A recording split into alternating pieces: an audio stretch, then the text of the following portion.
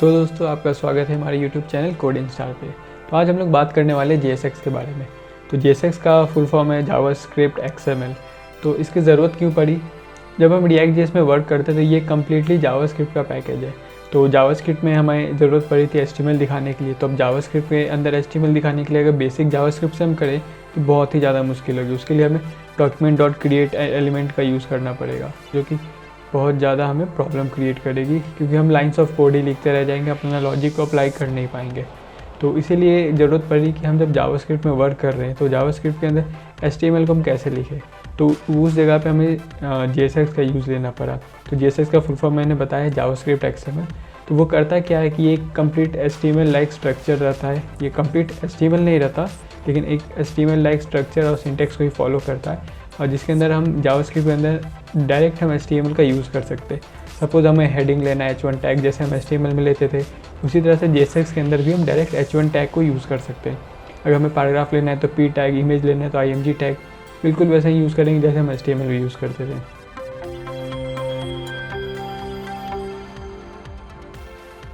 तो दोस्तों यहाँ मैंने एक बेसिक रिएक्ट ऐप इनिशियलाइज़ कर लिया। इसे कैसे इनिशियलाइज़ करते हैं आप ये जाके वीडियो के लिंक में यहाँ आई बटन पे क्लिक करके देख सकते हैं कि मैंने कैसे इनिशियलाइज़ किया है, और इसका लिंक मैंने डिस्क्रिप्शन में दिया है, जहाँ पे एक वीडियो क्रिएट किया है मैंने, जहाँ बताया है कि रिएक्ट ऐप को आप कैसे इनिशियलाइज़ कर सकते हैं, क्लीन कर सकते हैं और उसे अपने प्रोजेक्ट में यूज़ करने के लिए। तो ये सब करने के बाद मैंने स्टार्ट कर लिया और अपना इसे लोकल होस्ट पे यहाँ पे स्टार्ट कर लिया। तो आप देख सकते हैं अभी हमारा यहाँ पे हेलो वर्ल्ड दिख रहा है। तो चलिए अब हम इसमें देखते हैं कि ये JSX क्या है। तो हम वापस अगर आ जाते हैं अपने app.js के कंपोनेंट में, तो यहाँ पे आप देखिएगा कि ये हमें ये जो हमारा फंक्शन है ऐप, और ये इसके अंदर हम ये कुछ HTML लाइक स्ट्रक्चर ये रिटर्न कर रहा है। तो ये एक्चुअली में अगर ये देखा जाए तो HTML की तरह दिख रहा है, पर ये HTML है नहीं, ये एक्चुअली में JSX है। तो यहाँ पे जैसे हमने div लिया हुआ है, लेकिन आपको ध्यान रखना पड़ेगा, मैंने बताया था कि कुछ डिफरेंस होता है दोनों में। तो जैसे हम नॉर्मल डिव में क्या HTML में क्या करते थे, हम class name equals to app ले लेते थे, पर यहाँ पे वैसा हम नहीं कर सकते। ये हमें एरर दे सकता है। एक्चुअली जब क्लास कीवर्ड जो है वो जावास्क्रिप्ट के अंदर पहले से एक रिजर्व कीवर्ड है, जो कि क्लास कंपोनेंट क्रिएट करने के लिए यूज़ होता है। तो अगर वो कीवर्ड को हम यहाँ पे यूज़ करते हैं तो वो कुछ कंपाइलर के लिए कभी प्रॉब्लम क्रिएट कर सकता है। इसलिए बेटर प्रैक्टिस यही है कि आप क्लास कीवर्ड यहाँ पे ना यूज़ करें और क्लास नेम ही हमेशा यूज़ करें। ये आप याद रखें कि जब भी आप JSX में वर्क करें या रिएक्ट में वर्क करके JSX क्रिएट कर रहे हैं तो आप हमेशा क्लास के बजाय क्लास नेम दीजिए वहाँ पे।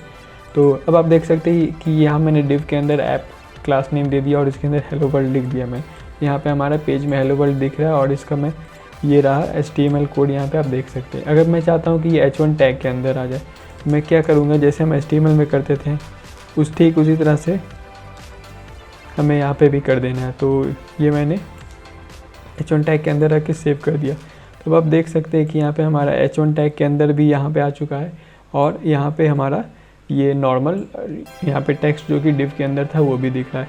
अब लेकिन अगर आप यहाँ पे देखेंगे इसका कोड, तो कोड में यहाँ पे आपको क्लास नेम नहीं दिख रहा है, बल्कि ये जो ऐप का यहाँ पे ये क्लास दिख रहा है। ये ऐसा इसलिए है क्योंकि ये जो JSX है वो कंपाइल होने के बाद एक नॉर्मल HTML में कन्वर्ट कर दिया जाता है जावास्क्रिप्ट के कंपाइलर के द्वारा रिएक्ट में। तो ये जो हम JSX लिखते हैं ये फाइनली कंपाइल होने के बाद एक HTML में ही यहाँ पे कन्वर्ट होकर ये हमारा पेज रेंडर होता है।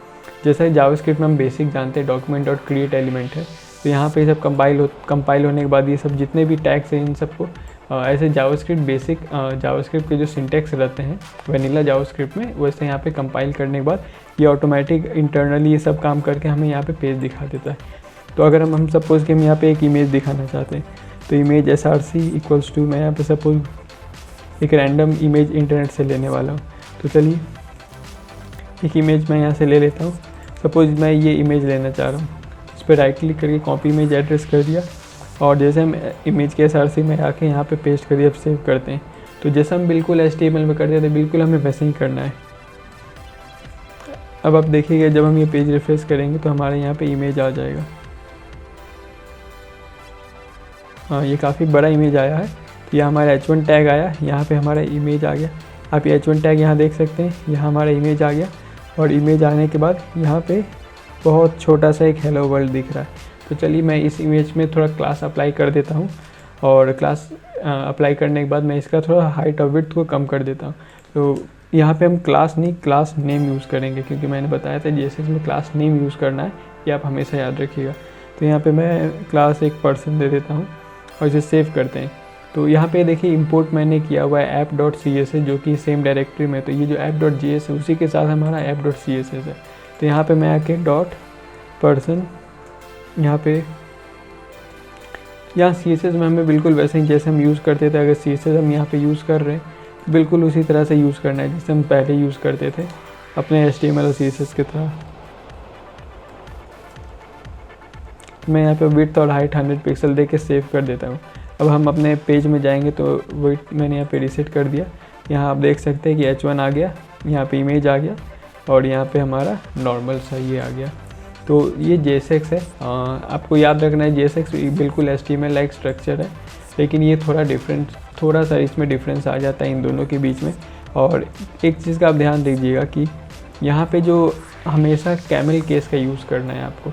वो कैसे करते हैं, सपोज़ हमारे पास 2 वर्ड का कोई भी यहाँ पे सेंटेंस आ जाए, जैसे हम सिंपल HTML में जानते हैं कि ऑन क्लिक एक फंक्शन होता था, जो कि यहाँ पे मैं दिखाता हूँ कैसा होता था।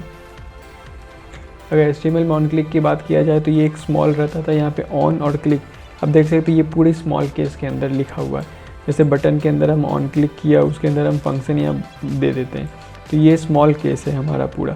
लेकिन जावास्क्रिप्ट में ऐसा नहीं है। रिएक्ट या JSX में हमें यूज़ करते वक्त यहाँ पे कैपिटल C लिखना पड़ेगा। तो इस चीज़ का आप ध्यान रखिएगा। जहाँ भी अगर आपको 2 वर्ड दिख रहे हैं जो कि कंबाइन होकर एक एट्रीब्यूट एक सिंगल वर्ड बनते हैं, तो वहाँ पे हमें most of the time camel case का यूज़ करना पड़ेगा। तो कैमल केस का यहाँ पे क्या है, जैसे मैं यहाँ इमेज लिया हूँ तो इमेज में यहाँ पे ऑन क्लिक हमें ऐसे देना पड़ेगा। और ऑन क्लिक के अंदर अगर हमें जावास्क्रिप्ट रन करना है JSX में, बस एक कर्ली ब्रेसेस का पेयर ओपन कर देना और इसके अंदर हम जो भी काम करेंगे वो हमारा जावास्क्रिप्ट रन हो सकता है JSX के अंदर। तो ऑन क्लिक में देखिए कि नॉर्मल HTML में ऑन क्लिक का C स्मॉल रहता था, तो लेकिन यहाँ पे अब C कैपिटल हो जाएगा क्योंकि ये JSX में कैमल केस आ जाता है। तो अगर मैं ऑन क्लिक पे अगर अलर्ट करना चाहता हूँ तो मैंने यहाँ कॉलबैक में एक अलर्ट का मैसेज ले लिया है। तो अब जैसे ही मैं इस इमेज के ऊपर क्लिक करूँगा तो वैसे ही हमें एक अलर्ट का, देखिए मैं यहाँ क्लिक कर रहा हूँ तो क्लिक करने पे इमेज क्लिक आ गया, फिर मैं दोबारा क्लिक कर रहा हूँ फिर दोबारा आ गया, फिर दोबारा क्लिक कर रहा हूँ दोबारा आ गया। तो इस चीज़ का ध्यान रखना। लेकिन अगर मैं यहाँ पे क्या करूँ, स्मॉल C कर दूँ जैसा कि हम नॉर्मल HTML में करते थे, तो ये अब हमें वर्क नहीं करेगा। अब मैं यहाँ पे क्लिक करूँगा तो ये ऑप्शन करते कुछ नहीं हो रहा। तो ये हमेशा ध्यान रखना है कि यहाँ कैपिटल C होना चाहिए। या ऑन क्लिक हो गया, चाहे तो हम यहाँ पे ऑन माउस ओवर भी कर सकते हैं, जैसा HTML में हम देखे थे। HTML में यहाँ पे हमारा ऑन माउस ओवर इस तरह से होता था कि अगर हम इसके ऊपर माउस ले जाते हैं तो हमारा क्या फंक्शन कॉल होगा। तो यहाँ पे सेम ये वर्ड सेम यहीं पे आएगा जैसा HTML में आता था, लेकिन बस यहाँ पे अंतर ये आएगा कि ये माउस की जगह पे कैपिटल M हो जाएगा और ओ की जगह कैपिटल हो। ये कैमल केस को फॉलो करने वाला है। तो अब देखिएगा जैसे हम इमेज के ऊपर माउस ले जाएंगे हमें अलर्ट कर देगा, अलर्ट कर दिया, फिर हम माउस ले जा रहे हैं फिर अलर्ट कर दिया, फिर माउस ले जा रहे हैं फिर से अलर्ट कर दिया। अगर मैं इसे वापस से स्मॉल बना दूं जैसा कि ये पहले HTML नॉर्मल HTML में यूज़ करते हैं, तब यहाँ पे मैं माउस ले जाऊँगा तो कुछ नहीं होगा। तो मैं इसे वापस से सेव करता माउस ले जाए तो ये हमारा अलर्ट आ गया। तो ये अंतर है HTML और CSS में। बाकी बिल्कुल ही जैसे हम यूज़ करते आ रहे हैं वैसे ही यूज़ करें। H1 tag, paragraph tag, image tag, bold, italic वगैरह जो हमें करना है इसी तरह से करना है। तो अब जैसे कि मैं स्टाइल कैसे लगाते हैं, मैं स्टाइल लगाना आपको बताता हूँ। तो स्टाइल लगाने के लिए मैं इसे क्लियर कर देता हूँ ताकि हमारा कुछ क्लीन हो जाए, और ये क्लास नेम मैं यहाँ से हटा देता हूँ। तो स्टाइल लगाने के लिए हम जैसे इनलाइन स्टाइलिंग का यूज़ करते थे उसी तरह से यूज़ करेंगे। तो इसके अंदर हम एक ऑब्जेक्ट देते हैं स्टाइल का जो हम क्रिएट करने वाले हैं। सपोज़ मैं एक कॉन्स्ट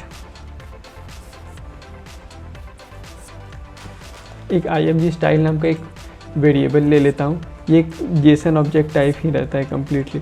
तो इसके अंदर हम बारी बारी से स्टाइल बताने वाले। जैसा कि हम विड्थ लेते हैं, विड्थ यहाँ पे 100 पिक्सल ये स्ट्रिंग रहेगा हमारा, और एक जैसे हम जेसन ऑब्जेक्ट क्रिएट करता है बिल्कुल वैसे ही करना है हमें।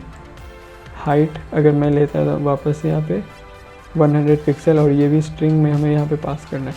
तो ये मैंने बस एक सिंपल सा जेसन ऑब्जेक्ट क्रिएट कर लिया है। ये हमारा जावास्क्रिप्ट ऑब्जेक्ट है जिसके अंदर विड्थ मैंने डिफाइन कर दिया, हाइट डिफाइन किया। या मैं इक्वल टू का यूज़ नहीं कर रहा हूँ। आप app.css में इक्वल टू नहीं, कोलोन ही यहाँ पे हमें यूज़ करना है। और यहाँ पे लास्ट में सेमी कॉलन नहीं या कॉमा यूज़ करना है।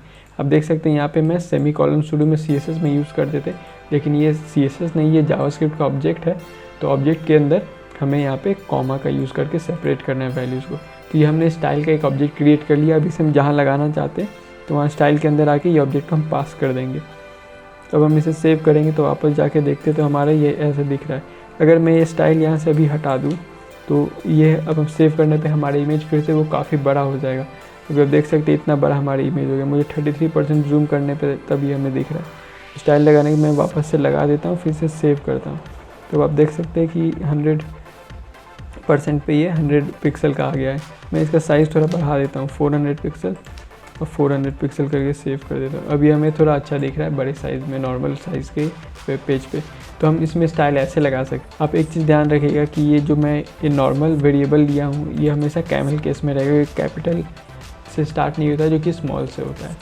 तो चलिए दोस्तों, आज हमने सीखा कि JSX क्या होता है, उसका कैसे यूज़ करना है। ये एक समरी अगर मैं बताऊँ, ये एक बिल्कुल HTML लाइक स्ट्रक्चर होता है। हम जैसे यूज़ करते हैं HTML बिल्कुल उसी तरह से यूज़ करना है। बस कुछ चीज़ों का हमें इसमें ध्यान देना है और बाकी सब कुछ यहाँ सेम रहता है। तो चलिए नेक्स्ट वीडियो में मैं बात करने वाला हूँ कि कैसे हम एक फंक्शनल कंपोनेंट को क्रिएट करेंगे और फंक्शनल कंपोनेंट क्रिएट करके हम अपने प्रोजेक्ट के अंदर ऐड कर सकते हैं। तब तक के लिए आप लाइक करना मत भूलिएगा, सब्सक्राइब और कमेंट कीजिए कि आपको ये वीडियो कैसा लगा। तो आप सबका बहुत बहुत शुक्रिया।